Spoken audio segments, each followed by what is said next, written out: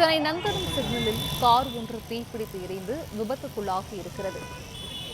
கூடுதல் விவரங்களை செய்தியாளர் சரவணன் வழங்க கேட்கலாம். சரவணன், வணக்கம். இந்த காரில் ஏற்பட்ட இந்த தீ விபத்துக்கான காரணம் என்ன சரவணன்?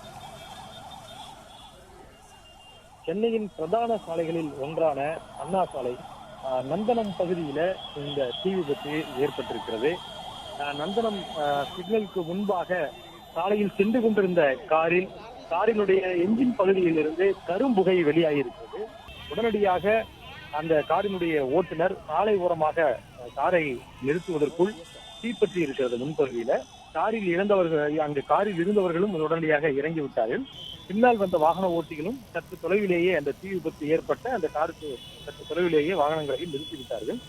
அருகில் இருக்கக்கூடிய நிறுவனங்களில் இருந்து இந்த தீயணைப்பு கருவிகளை கொண்டு வந்து தீயை அணைப்பதற்குள் முழுவதுமாக அந்த காரினுடைய முன்பகுதி முழுவதுமாக எரிந்திருக்கிறது.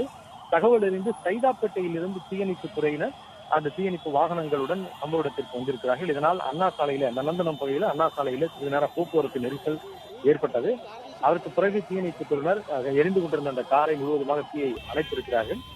தீ விபத்திற்கான காரணம் என்ன என்பது குறித்து தீயணைப்பு துறையினரும் ஆய்வு செய்து வருகிறார்கள். இது குறித்து சைதாப்பேட்டை போலீசாரும் விசாரணை மேற்கொண்டு வருகின்றனர்.